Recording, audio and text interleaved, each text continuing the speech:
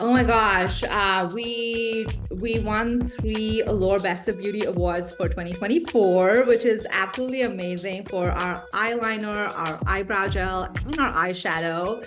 Wow. Um, it's such an accomplishment to be recognized because we only have six products. So for half of them to be win like the Holy Grail Beauty Award is a huge sign of the belief people have in our brand, and I'm really really proud of it. We ended up then launching on Sephora.com in September 2022, so it still took like 18 months from the time of the program, but they were like super helpful in even kind of getting an understanding of what it takes to launch at a retailer like Sephora, which I mean, now that I reflect back, it's only been 3 years and we're now in all stores at Sephora, US and Canada, which is like 700 plus stores. For a brand that just started in 2021, it's just honestly, I have to pinch myself to Yeah. sometimes believe it. Every single one of them had it in their makeup kit. And I was like, wait, like nobody has recreated this for our generation. And that's kind of how the idea of Kajal came from. So I do feel like if you want to build something that's culturally relevant, that's like impacting community in a positive way, it's important to build a community first. Welcome to the Friends in Beauty podcast, a safe space for ambitious beauty industry creatives to have real talk, get authentic answers, and practical tools to grow their businesses. Join me every week as me and my special guest reveal the keys to longevity and success in the beauty industry, from the ups and downs of their journey to the nitty-gritty of their struggles and triumphs. We're spilling the tea on it all, and most importantly, having fun while doing it. You ready? Hey, what's up? It's your best friend in beauty, Aquia Robinson. Welcome back to another episode of the Friends in Beauty podcast. I'm so happy to have you here, and I hope you're listening to this episode in high spirits and in good health. On today's episode of the Friends in Beauty podcast, I had the pleasure of having Priyanka Ganjoo in the Friends in Beauty guest chair. So Priyanka is the founder of Kulfi Beauty. Kulfi is a beauty brand centered around joy and celebrating South Asian beauty rooted in culture. Paying homage to her vibrant Indian heritage, Priyanka has relentlessly steered Kulfi towards unparalleled success since its launch in 2021, setting new benchmarks in the beauty industry. From being the first ever South Asian owned makeup brand to join Sephora's prestigious lineup, to the recent launch of the innovative Free the Brow Gel Meets Serum. Welcome to the Friends of Beauty podcast, Priyanka. I'm so excited to meet you and talk all about your business. Thank you so much for having me here. I'm so excited to share our journey with all of your listeners and excited to share more about Kofi. Yes, I'm so excited because when I looked at your brand, it just looks like so much fun. It's so vibrant. I could feel the energy just from like looking at the brand. So I can only imagine like the energy that went into creating it. So I can't wait to talk about it. Absolutely. We're very like color forward, fun forward. That's why, when we first chatted, I was like, I love your blouse because it just brings brightness and joy into your day. It's such a fun way to kind of just channel your mood. Yeah, absolutely. Well, before we jump into the fun chat, we're going to start with some icebreakers to get us warmed up. And then also, I say so the Friends of Beauty audience could get to know you a little bit outside of what you do professionally. So, the first one, just give us three random facts about you.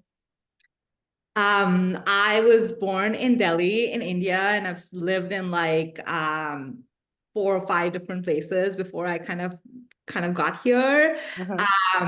I never wore makeup till I was in my late 20s. And so now I own a makeup brand. That's kind of an interesting one. And at one point I was really into whiskey and bourbon. That was like an obsession. And so yeah, I kind of like really like understood all the different regions and varietals and everything. So it was a little side passion of mine. And now I'm a lightweight, so I don't indulge in it as much. I love that. We have something in common. I didn't get into makeup until my late 20s as well. And that's when I started I was on like YouTube trying to put on lashes and do my own makeup. And then I decided, why don't you become a makeup artist? Like so strange. Like you don't know anything about makeup, but let's become a makeup artist. So I love that. It's kind of how your curiosity drives you to do different things and, just like kind of grow. I love that. yeah, absolutely. What do people always tell you that you're good at aside from what you do professionally? People think that I am a good speaker, so I guess you'll find out this during this episode if that's true or not. I love that. Well, if a lot of people are saying it has to be true. I don't think people will lie about that one. I hope so. When is the last time you did something for the first time? Have you had any new experiences lately? Mm, not really, to be honest. Like, I think as I've gotten older, I've become a little bit more of a homebody, so I haven't done anything crazy recently. Yeah, you gotta do something wild and fun. Well, it doesn't have to be anything crazy. It could just be like a new class or you tried a new food or something like that. I don't know. I mean, I've been cooking more, and one of the things that I did recently was I made pancakes for the first time. So there's that. Nice. Look, I suck at making pancakes. They always burn. I don't know what the secret formula is. I don't know. I've just given up. What is a current, I like to call them mini wins, like small milestones that are leading up to the big picture. Do you have any mini wins or highlights from the year so far? Oh my gosh, we won three Allure Best of Beauty awards for 2024, which is absolutely amazing for our eyeliner, our eyebrow gel, and our eyeshadow. Wow. Um, it's such an accomplishment to be recognized because we only have six products. So for half of them to be win like the Holy Grail Beauty Award is a huge sign of like, the belief people have in our brand, and I'm really, really proud of it. Yes, congratulations. That's a big deal. That's huge, major. And you That's just launched in 2021, so even better. absolutely. It's been, I mean, actually, our eyeliner, when we launched in 2021, we just launched with our eyeliner and it was a single product. And, most makeup lines launch with multiple products, but I Right. just wanted to kind of even put our message out there. And it became a cult favorite and it won Allure Best of Beauty that first year. And so, kind of just, it's been really, all the positive affirmation has really kind of kept us going and it feels really good. That's awesome. Congratulations. More to come, I'm sure. Definitely more to come. We're just getting started. I mean, it's funny because like my team and I are always like, what were we doing back then? We were just, so clueless. When you start out, you're like the most naive. Yeah. And even though now, obviously, it's been a few years and we feel like we've upgraded our skills, we're just getting started. We have so much. Hmm. Yeah, you're still a baby, technically. Okay. So if you weren't the founder of Kulfi, is there anything else you could see yourself doing right now if you didn't have a beauty brand?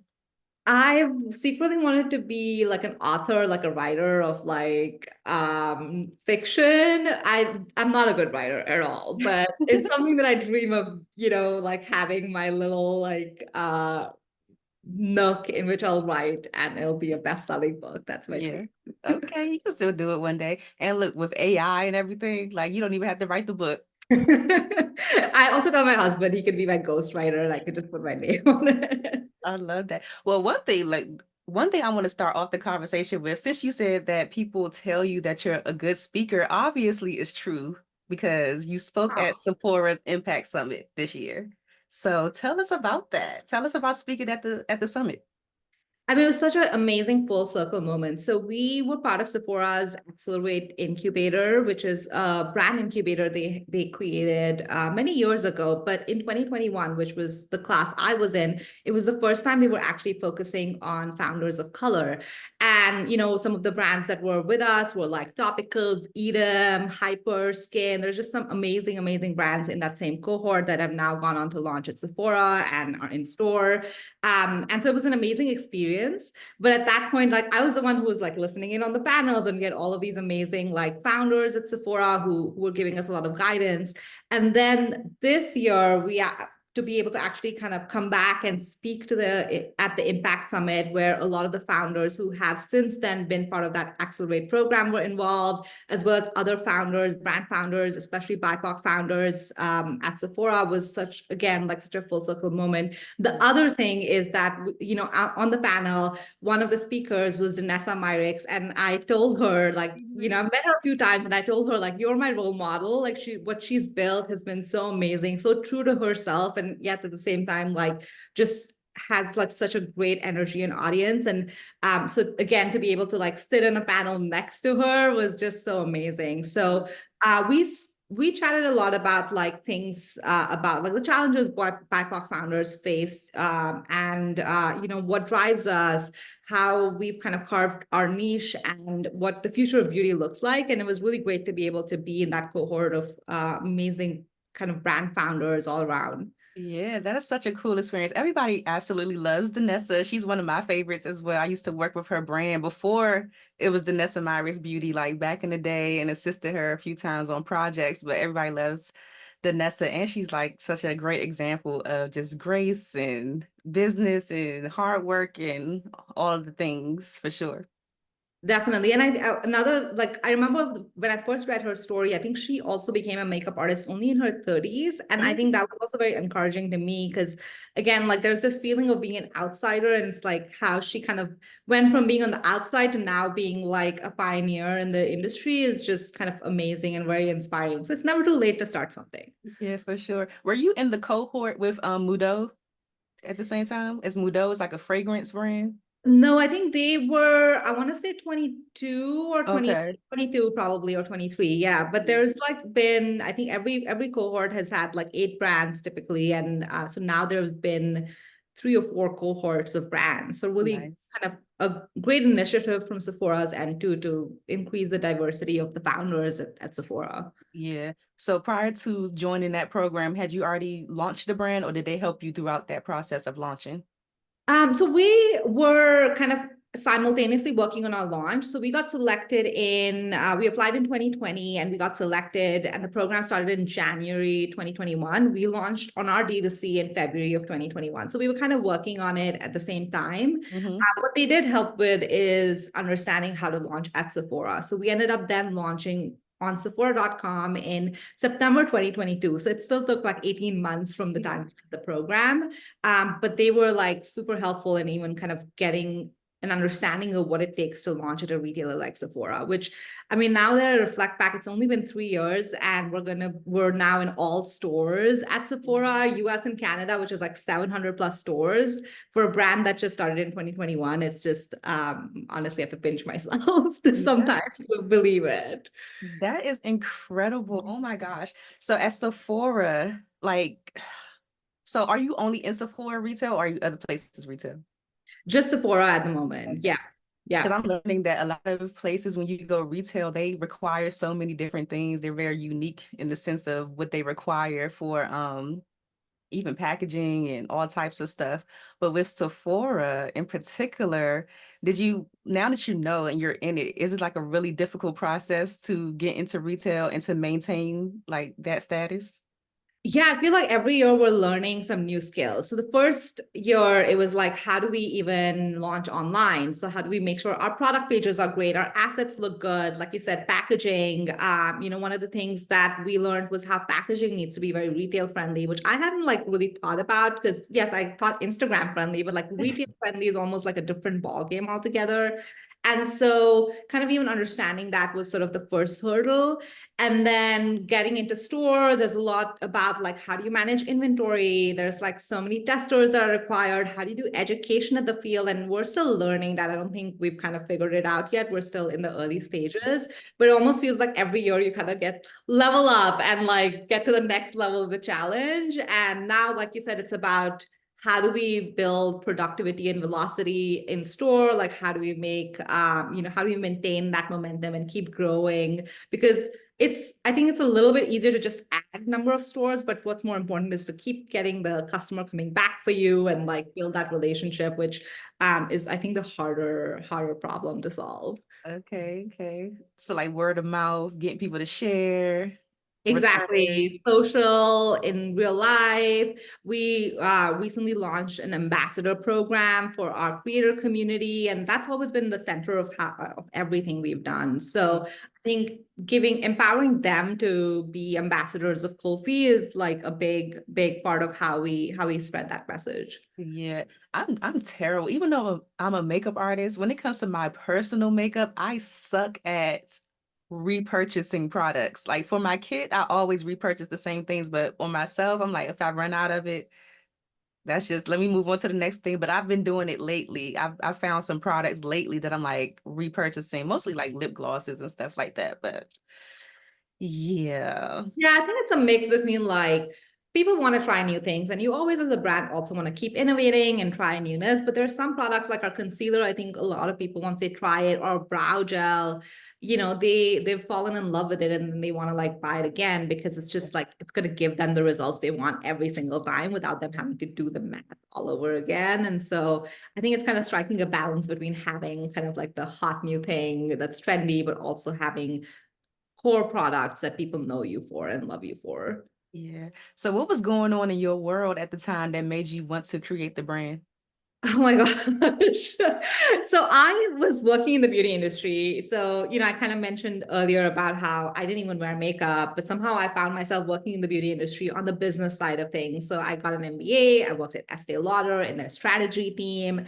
And that was sort of my first introduction to like all these people around me who were clearly beauty enthusiasts. And they were Mhm. like, you need to like try this and try this. And so I started trying product.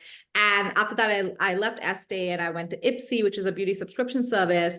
And at Oh Ipsy, my I goodness. ran The merchandise. amount of Ipsy boxes that I have around this place. I'm like looking around because I know there's one over there that I haven't opened yet. I mean, it's an addiction for sure. And it's amazing because you get to try so many different products. And so I was running merchandising, which is like selecting the products that go into the bag. And that's kind of where like my world just like exploded of like, just trying hundreds of new products every week. And I realized that I really enjoyed makeup, and I hadn't before because one, there was like a lot of judgment in my community around wearing makeup, right? It was seen as like, oh, you're wearing makeup because you want to attract a man. Or, once I started work, someone said like, you need to wear makeup to look professional. So it was kind of all these like judgments around makeup Yeah. versus kind of when I was exploring it on my own now in this like work environment, it was really about me just having fun and embracing who I am and expressing myself and wearing the crazy highlight. I mean, this is Yeah. 2016. So I don't know if you remember like the highlighter phase that was going on around that time. Absolutely. Champagne pop and like all of the Yeah. AVH palette. Oh my God. Anyway, so just like having fun with all of that. And I realized like, one, there was kind of this judgment. And two, I hadn't seen people who look like me really be creators of beauty brands and be like tastemakers, be brand founders. And so that was also like a gap of like just seeing yourself and feeling invited into the beauty space. And that's why, that's where the idea of Kulfi was born, because it's really your invitation to play. Yeah. Oh, I like that. An invitation to play. I Yep. like that. And it It's our seems new like a lot of, tagline. yeah, but it seems like a lot of people, that's how it starts with the lack of representation or the lack of seeing yourself represented in beauty. It seems like that's where a lot of people start. What are some common like, I don't want to say, I guess beauty challenges. What are some common beauty challenges for South Asian women that you seem to address in your brand? And the biggest space I personally felt for years, even after I was like in this beauty merchandising position and got to try so many products, was complexion. A lot of South Asian people have olive gold undertones, and that like specific undertone hasn't really been studied super well. We have like a little bit of pink, a little bit of yellow, a little bit of green, Yeah.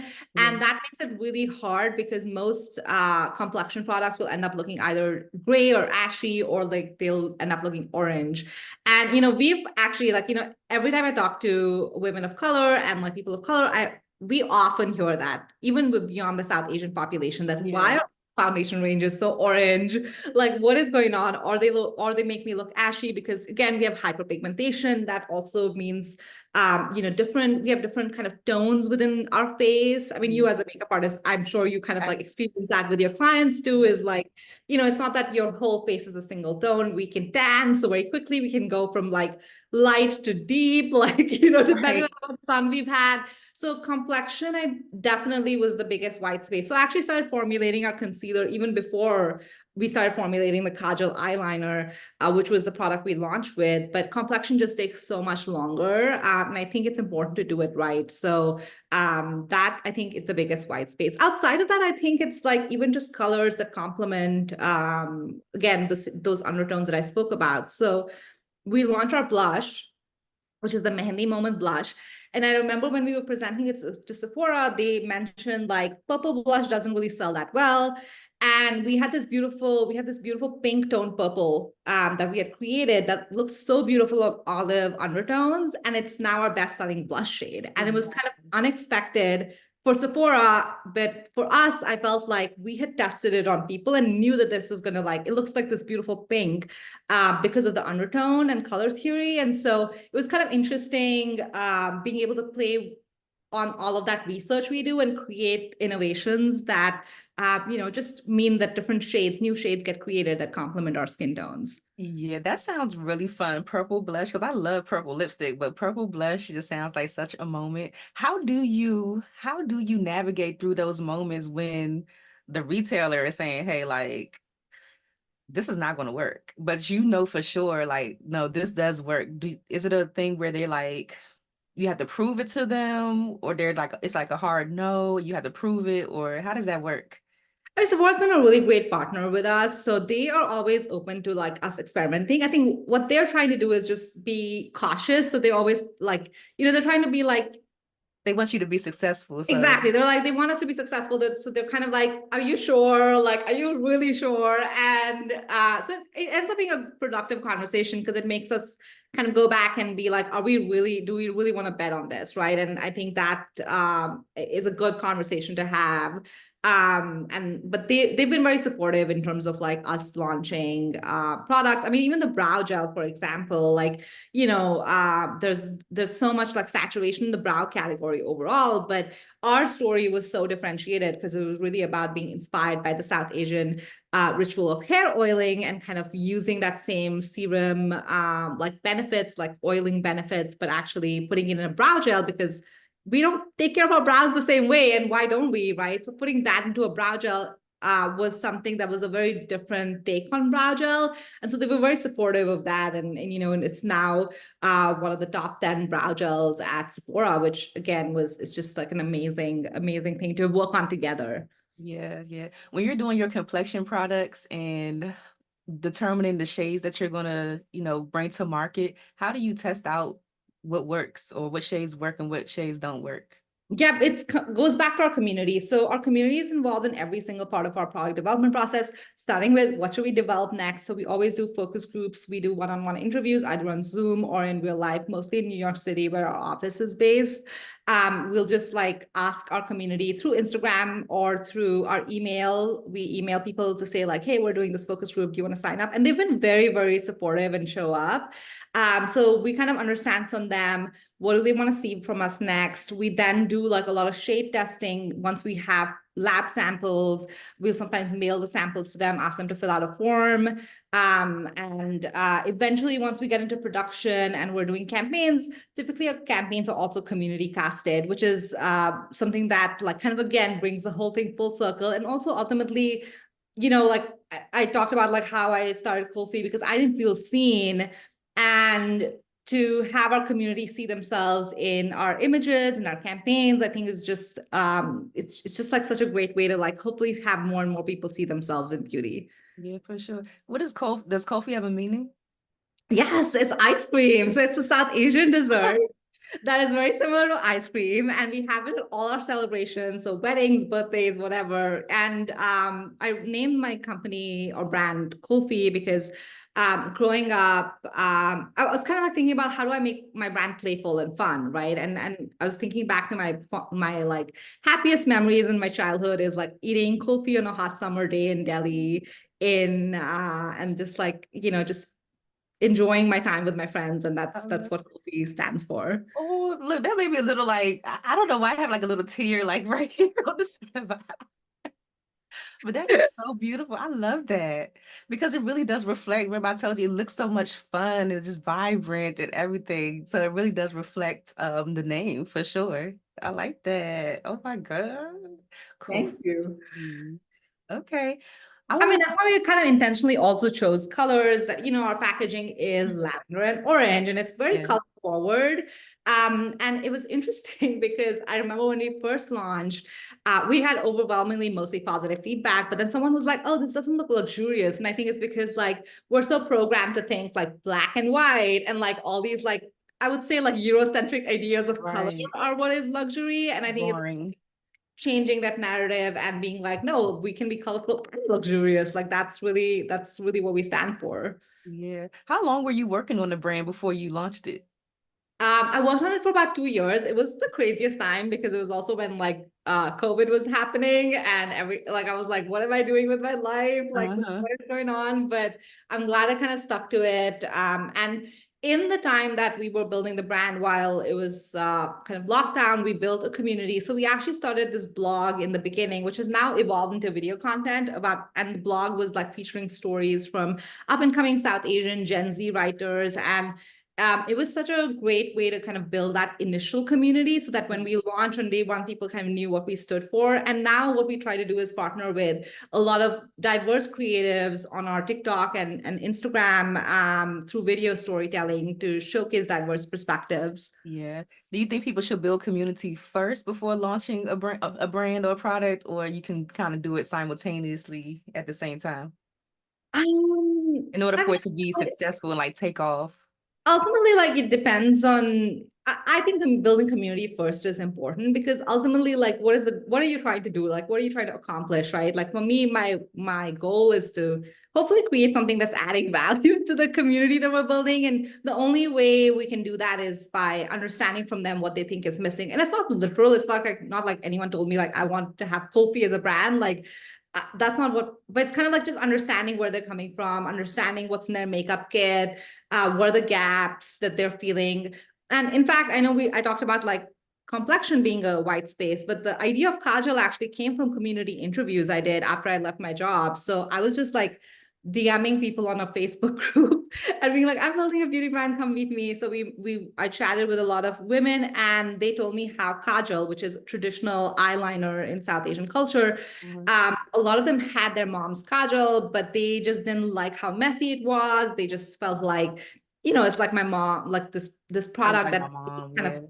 didn't bring them joy. And but every single one of them had it in their makeup kit. And I was like, wait, like nobody has recreated this for our generation. And that's kind of how the idea of kajal came from. So I do feel like if you want to build something that's culturally relevant, that's like impacting community in a positive way, it's important to build a community first. Yeah. And I saw that your eyeliner is still one of your best sellers and you sell one like every 14 minutes or something like that. Like, Yeah, it's now like one every 5 minutes or so. So just even from the beginning of the year, we've had like tremendous. I think also with Sephora being a partner, like just we're selling them eyeliners. Yes. that is amazing. So how are you now since you've grown so much? How are you fulfilling orders for yourself, like for your personal website, and then also being able to send product to all of these Sephoras like nationwide and stuff? Yeah, when we started in 2021, I was packing orders from my apartment, which is cute. I do recommend everyone do that for the initial phase, but Yeah. very quickly you realize like this is not value add for me. Like I should be doing like other things that are going to help build the business. So if we after a year we found a 3PL, which is like a third party logistics partner. Okay. And that's how we were able to service Sephora because I mean, I think some people can do it especially if they have space to be able to ship it out from their home. But it's just, I think that's like one of those things that you want to leave to the professionals if possible. And then that way you can focus on the things that are actually like, product, community, like content. Those are the things that are actually going to make a big difference. Yeah. What's your favorite part of business right now that you get to have a part in? I always love the product development, consumer engagement part of it, like the part where you hear customers' feedback and you kind of iterate on product development. And obviously, we have our director of product development who works with me really closely on it, and she, drives a lot of those conversations. But to be able to do that is just so satisfying. And then seeing the product come to life, and then Yeah. seeing how consumers react to it, like it's just that's like the most exciting part. Yeah. Are you like confident in running a team, Um, like multiple people?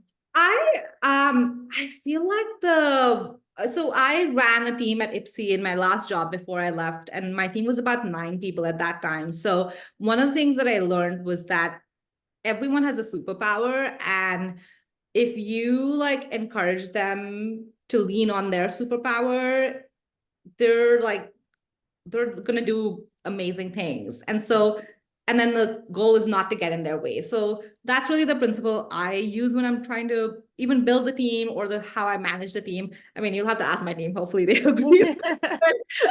But I really think like each of them has this like unique thing that they do super, super well. And it's just like, finding a way for them to really flourish in that specific thing is important. So for example, the product development director I spoke to you about, she was actually part of my team at Ipsy. And then I somehow convinced her to be our first employee when we Oh, had you launched. stealing people's employees. Yeah, and she left her like stable job, and I was like, I have just enough money to pay a year's salary. I don't know what's going to happen with the company, and she took the Yeah. leap of faith with me, which I'm grateful for. But she has this amazing balance of being able to understand and honor the needs of the community, and while at the same time bringing the best new innovations in formula in shades in the market. And so just kind of like letting her do her thing is kind of how I'm building the team. Yeah, for sure. What is one of the things or some of the things that you had to give up in order for the brand to be successful? Because I know a lot of times we want to have our hand in everything and we have to take a step back. So what did you have to like relinquish in order to like grow?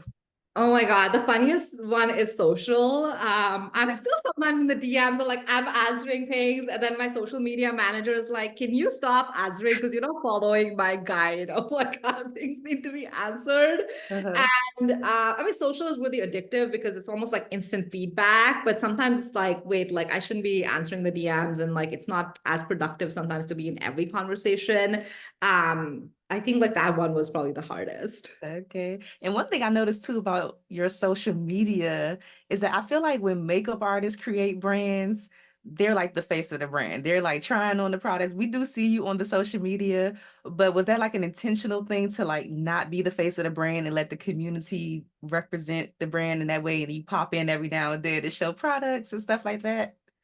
Definitely. I mean, the idea is to have different faces that you don't typically see in beauty brands, like, represent and kind of show up and be tell their story, tell their perspective. I think the other thing too is that I know we do a little bit of educational content, but a lot of it is just like personal storytelling and about like how because ultimately beauty is emotional to me. Like it's all about, of course, there's techniques to apply an eyeliner a certain way, but it's like, how does the eyeliner make me feel? That's kind of what the message we want to get across. So that's definitely that very intentional. But I would say part of it is also like, I'm the kind of person who likes to be behind the scenes. So I've had this huge personal growth where I'm like, my social team keeps saying like make more content and I'm like okay I'll do it like I'm very shy about it but I think I've gotten to a place where I'm like okay I can be more of like a front facing person so it's a combination of the two I think. Yeah. And I remember earlier when you said something about the stigma of wearing makeup in your culture, people see it as like you're trying to attract a man or you're trying to I thought that Indian culture was like really into makeup for some reason because you see the makeup is so elaborate and I think all of my Indian friends that I have they at least the eyeliner for sure they always had on like mascara liner like something I thought it was like a part of culture. Yeah, I mean, I think obviously it's not a monolith, right? Ultimately, it's like very diverse depending on where you grow up, the Right. community, who your parents are, like, all of these things, right? So I wouldn't paint it to be a monolith, but there's definitely like this, at least in the community I grew up in, there was this insinuation that you wore makeup because you wanted to look lighter. I mean, Um, sometimes you still see these like crazy makeup videos where there's bridal makeup yes. makeover and someone deeper toned is like getting changed into someone with a Yes. very different complexion. Yes. I remember actually when I was getting married, that was so I got married and I had my ceremony in India. And I specifically had to tell my makeup artist multiple times, don't make me lighter. I want to be my skin tone. And sometimes when I look at the picture, I'm like, I think she did still make me lighter. So there is like a lot of like there are still like a lot of challenges with the community and like with the makeup with what makeup is supposed to represent but of course that's changing and it's different for different people and it's true like we have Gen Z employees who like the girl who runs our social like she the woman who runs our socials she is just such a creative badass like I love how she uses makeup for self-expression that's something she grew up with using and ideally I want Kulfi to represent both sides of the equation. Someone who's not comfortable with makeup, and this is kind of their first kind of, entry into makeup, and then someone who's like an experienced pro, but this is still a fun way for them to express themselves. Yeah. How'd you learn how to do your makeup? YouTube. Yeah, YouTube definitely a lot University. of YouTube. But I think yeah, just YouTube and trying to recreate it. I think what's amazing is that now we have so many influencers who are also very and creators who are very diverse, makeup artists who are very diverse. I think there still needs to be a lot more South Asian, BIPOC creators that need to get bigger platforms. Yeah. I think and so that more and more people are encouraged to enter the space, but that's kind of how I learned. I was just laughing. My niece yesterday was trying to do that challenge. I don't want to I don't know how to pronounce it. The Ashoka. Oh my God. She was trying to I'm do not that. that Yes. level yet. I don't think I could do it. And my sister, just to your point of like just trying to be more inclusive and things like that, my sister just made this comment yesterday of like how some creators can go on, TikTok and do a transition like this and it will go viral. But we got to do all the like all of There this, was definitely a lot of dialogue in the South Asian social media TikTok community about like how we have to really over deliver to go viral, whereas Yeah. like someone else could just be like, "Hi," and like zoom into their face and go viral. Yeah, I was just thinking about that. And I never even really thought about it. I said, that is so true. I never even thought about it. But hey, we got their attention though. That is true. And I mean, there's, I think, just amazing creators out there who can do those create, like I'm glad there's a platform like TikTok, which is allowing them to be their best creative selves. Yeah. So what's your personal beauty philosophy or your beauty style now when you're grabbing for, your products?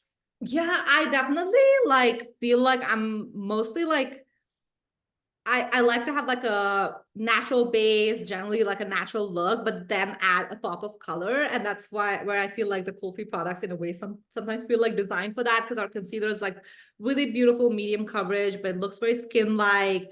But then our eyeshadow, like I don't know if you've seen our chartreuse eyeshadow, but it's this. I'm gonna pull it out because Yes, let me see. I'm trying to have more fun with my makeup. I think because I've been doing makeup for 11 years, I've gotten so boring with my makeup. I mean, you know what works for you, so you're kind of doing the same thing. So we have like this chartreuse color, which is, I mean, just look at how The color itself. Oh, it's so pretty. such a stunning color. So then like just pop it in your inner corner or all over your lid, and then you have like a conversation starter right in your makeup. So I kind of like that style of like doing a beautiful natural kind of base and then having one pop of color, whether it's your eye or your lip or something like that. Yeah. I feel like I tried some of your products before with one of my clients. She's a is her name I don't think is her name Priyanka? I don't know. I feel like her name was Priyanka. I gotta look her up. She's on that show on Netflix. Shoot. Never Have I Ever. I don't know. I think her name is Priyanka, but she let me use some of her products one time with her, and I think she had some of your stuff in there. Oh, That's really cool. cool. But that I like that color right there. Anytime I see a color like that in a palette, it's always the reason I buy the palette. Like that, I love that chartreuse color. Yeah, it's such a, and this like so this eyeshadow color and the shadows themselves were inspired by zari, which are like threads, gold and silver threads in South Asian clothing. And you'll see there's a lot of fabrics in South Asian culture that are this color, and we know it looks good in clothes, so why not in makeup, and why not play with that? Yeah, wow. Did you develop or encounter any challenges with the product development process in the sense of things didn't come out the way that you wanted them, so you had to like scrap it and not do it at all?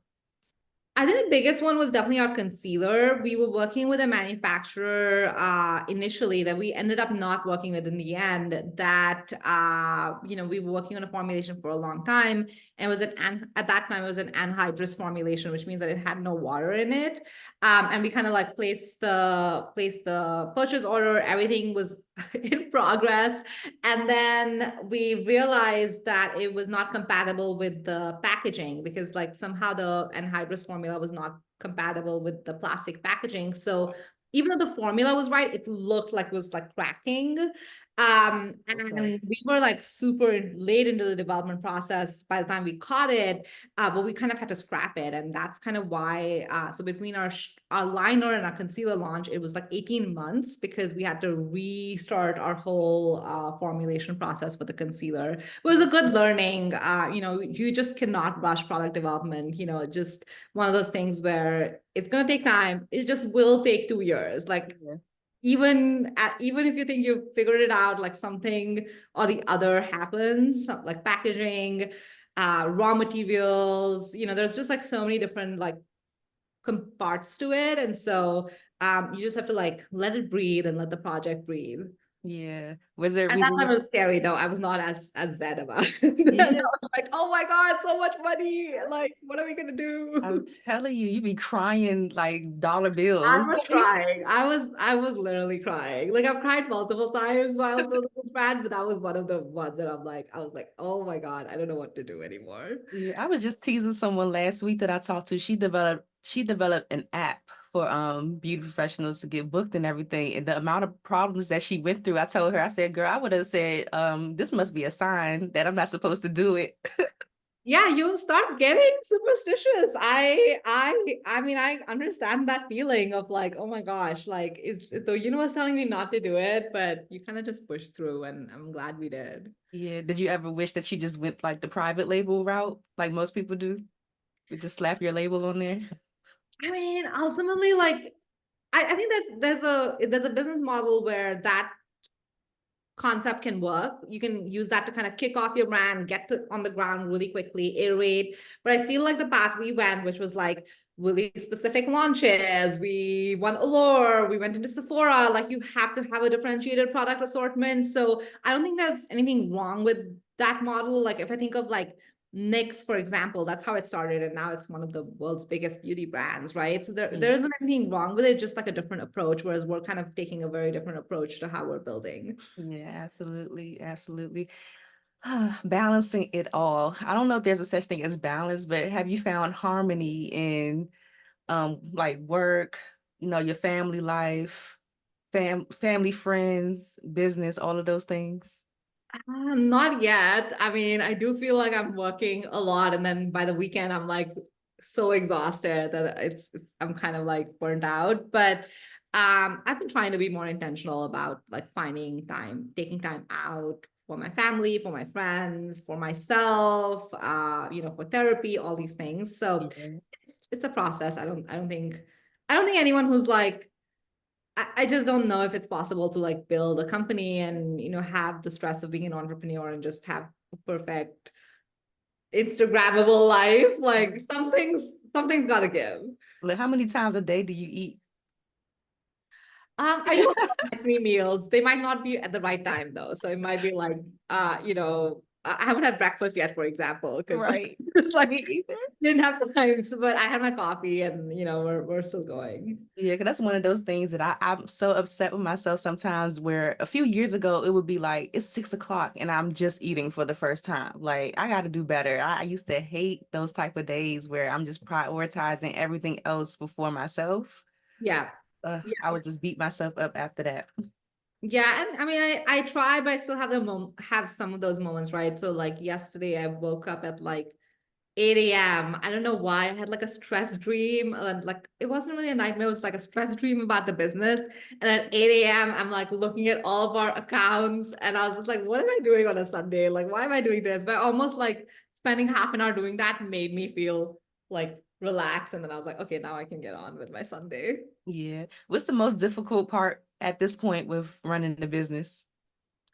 Um, I would say it's just like how do we thoughtfully grow? We have a lot of ideas of what we want to do next. We have our community who's asking for certain, for example, a big project is foundation, but that's like, and we've been working on it for a while, but it's also a really expensive launch. So how do you like prioritize growth versus kind of growing sustainably and in a very like intentional manner? Like, because we've grown really fast, Yeah. touch wood, but it has also come at a cost of just like my personal sacrifice and also just kind of how do we kind of like keep the momentum while still being intentional? That's I think the hardest thing. Yeah, keeping the momentum by being intentional. Yeah. Because you Yeah. also don't want to start becoming something you were not, right? You don't Mhm. want to start becoming a, because then you're alienating community if you're no longer approachable. Like our whole ethos is being approachable, being intentional, being creating product that bring joy. And if we're not consistently doing that in our products and just jumping on a trend because now I don't know, Right. like whatever X product is trending, let's just jump on the trend and throw it out Right. there with a private label. Like that's how you kind of can grow fast potentially, but that's not who we are. Yeah. Yeah. Yeah.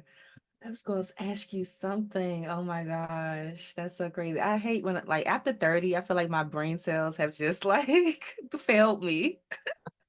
I'm sure that's scientifically true. I think at some point, like your body, your brain cells, everything There starts has to be a going in study that reverse. has to be done about this because I was going to ask you something and I totally forgot it. But what has running the business taught you about yourself?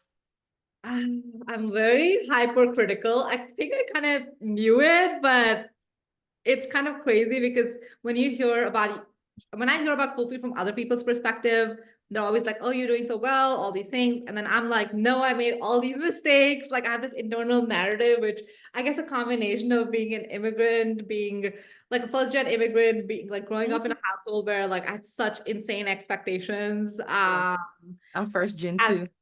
has kind of built this narrative in my mind where I'm like, it's not good enough. And I'm starting to kind of realize like I need to step away from that because it almost like kills your creativity to be in this like space where you're hypercritical of yourself.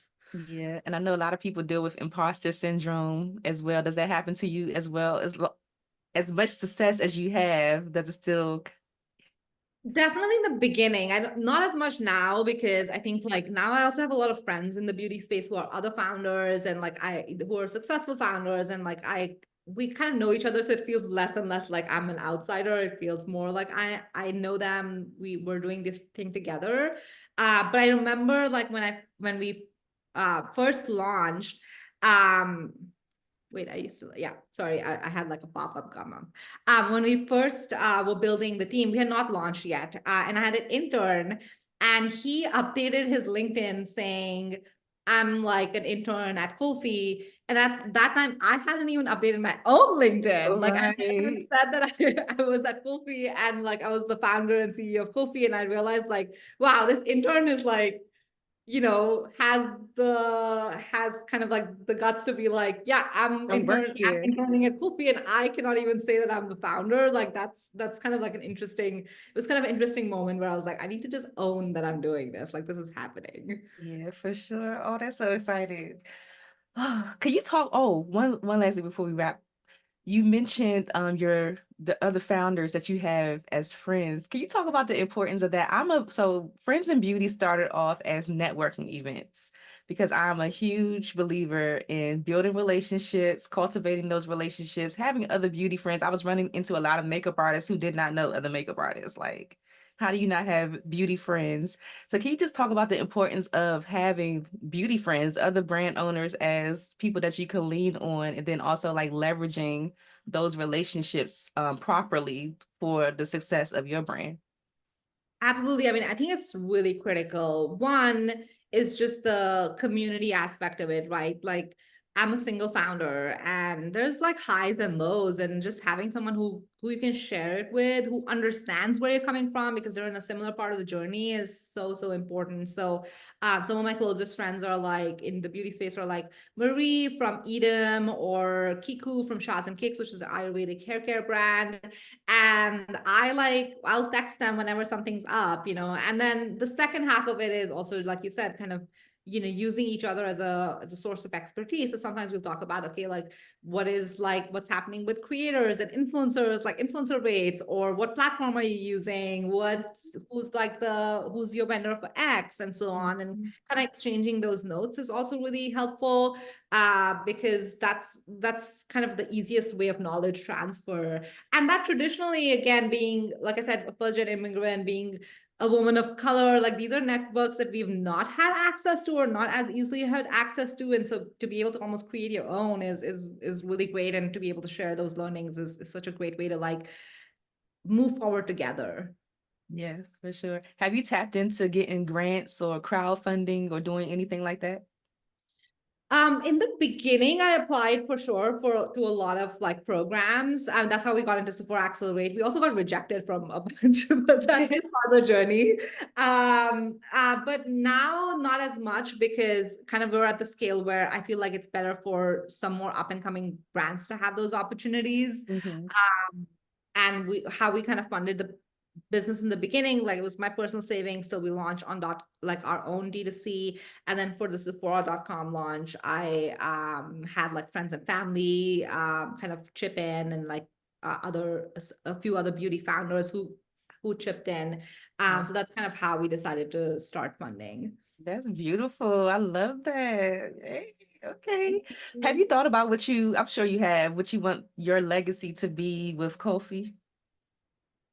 I don't know if I've thought about it in terms of my legacy. I have thought about it from like the perspective of what I want Kulfi to bring into the world. Mhm. And I would want Kulfi to kind of, grow and thrive even without me. And I want Kulfi to basically nurture joyful relationships with beauty, right? And I think that's like really the center of what we're doing is beauty can sometimes feel like you're not invited into it, you feel judgment, or you feel you have to do a certain thing because that's the aesthetic trend right now. You have to get my brows to be thin or thick or Yeah. whatever. But we want to change that relationship and create rituals that just bring you joy and help you embrace whoever you want to be. And so that's really what I want Kofi to be able to do consistently, and make it global and have more and more people kind of be part of our community and like be part of that mission. Yeah, that's kind of what I would love Kofi to be. I love that. Is there anything that's coming up next that you can share with us? I know a lot of things are like hush hush, but is there anything that you can share? We're working on some new products that are going to come out next year now, Okay. but I can't share about them yet. But I would say just, yeah, just definitely kind of building on that eye expertise that I talked about. Like, clearly, we have an amazing liner, an amazing brow gel, eyeshadow. So, yeah, something coming up in eye next. Okay, so we just gotta follow you. We gotta be tuned in, tapped in to see what it is. Exactly. We're at kulfibeauty.com on our website, and then at kulfi.beauty on Instagram and TikTok. Awesome. Okay. Well, before you go, I have to ask you the Friends of Beauty rapid fire questions. I am So, open. No. whatever comes to your mind, you can sit it out, or if you need to elaborate, that's fine too. It's not that serious. You go do good. Okay. So, the first one is, what are the top three keys to your success so far? Perseverance, community, and I think sometimes just being in the right place at the right time. Yeah, yeah, people underestimate that. Yeah. How do you measure your success? From the impact we make on our community. So definitely like when I get messages from people saying like, oh, like I have never found a concealer that matches my skin tone, or like your brow gel helped me kind of, grow my brows out again, things like that. Like those are the messages that I save and really rejoice in. Yeah, I love it. What is the best advice you've ever received, or a piece of advice that's just always stuck with you? I think someone was like, I remember they told me like, you can listen to all the suggestions, but this is your life. You need to like, you are going to be living the truth of your brand day to day. You're the one who's like spending, all this time on it and all of your life on it. So listen to people's advice, but do what you truly believe in, because ultimately it's your life, and nobody else understands what you're going through better than you. Yeah, yeah. What advice would you give to someone else right now who is thinking about starting a brand just to like get them up and running? What advice would you give them? Oh my God, just do it. Just don't try to be a perfectionist. Don't overthink. I mean, I'm guilty of that myself. Don't overthink it. Just do it. Just put your first, Instagram post, podcast, interview, whatever it is, just put your first thing out there, because it's only going to get easier from there. And like you can iterate, you can make it better. I have up and coming founders sometimes ask me like, oh, I don't have money for this packaging, or I can't do this photo shoot. Should I still do it? I'm like, just do it. You can always upgrade the packaging. You can always make a prettier website, but just get your message out there, learn from it, and then, build from there. Yes, please just start somewhere. That's Exactly. the hardest part is starting, I feel like. It is. I mean, I do think like continuing to stay focused and stay committed is really hard, especially if you're like, I'm sure you have that issue too, because I feel like a lot of creative people do, where it's like, I have 50 different ideas all the time, new ideas, and then you're like, nope, I need to stay focused and I do really it. be sick of myself a lot because I'm like, why do you keep coming up with ideas? Like, I don't lack ideas at all. It's just the execution. I'm like, okay, now we got to do this. So, Yeah, exactly. So sometimes it's like, just execute, just focus on this for like the next 5 years, and then you can like think about other things. yeah, yeah. What's a resource that helps you in your business that you could share with the friends and beauty community? I think there's a lot of trade publications in beauty that actually have a lot of insightful articles that are helpful. So Beauty Independent, Hmm. Beauty Matter, Glossy, like especially I think Beauty Independent is really great because they cover a lot of up and coming indie brands, and they talk about all the different parts of the business. So I would definitely recommend like reading and kind of subscribing to some of these beauty publications. Okay, okay. And the last one, I just want you to repeat this statement and just say, my name is blank. And the key to longevity and success is blank, like whatever you think it is. Okay. My name is Priyanka Ganjoo. The key to longevity and success is to always have perspective. Think about where you started and how far you've come. I like that. I like that. I don't think anyone has said anything similar to that before, but I really like that. Just like measuring your own metrics. Because sometimes we just get so caught up in trying to achieve the goal that we don't even realize how far we've come from. I like that. Exactly. I mean, I again, like I think about like where we started and where we are now, and that gives me perspective that we've done well. Like, because you always want to do the next thing. Once you achieve one thing, you're like, okay, and how do I make it better? And it's Yeah, like, people are always like, what's next? What's next? I'm yeah, like, what's can next? I breathe? And you kind of are like, no, you did you're doing good. You're doing okay. Yeah, good, good. This is such a great conversation. I low key don't even want to let you go, but I know you got things to do. You got a business to run, a brand to run. Before you go, again, like share social media or website, however you want people to connect with you, follow the brand, join the community, get some products, all the things. Absolutely. It's been an absolute joy to chat with you. It's such a great way to start the Monday. You can find us at kulfibeauty.com. We're on our website. We're also in all Sephora doors in the US and Canada. So definitely pick up our products in the next big thing shelf. And then on social, we're at kulfi.beauty on TikTok and Instagram. Awesome. Thank you so much, Priyanka. Thanks for listening to the Friends in Beauty podcast. Don't forget, sharing is caring. If you enjoyed this episode, share it with another friend in beauty. Give it a thumbs up and subscribe, rate, and leave a 5-star review so that other friends in beauty can find the show. Plus, we'd love to hear your feedback. Connect with us on all social media platforms at Friends in Beauty. Hashtag Friends in Beauty to join the conversation, and join our Friends in Beauty Facebook community to stay connected. Talk to you soon.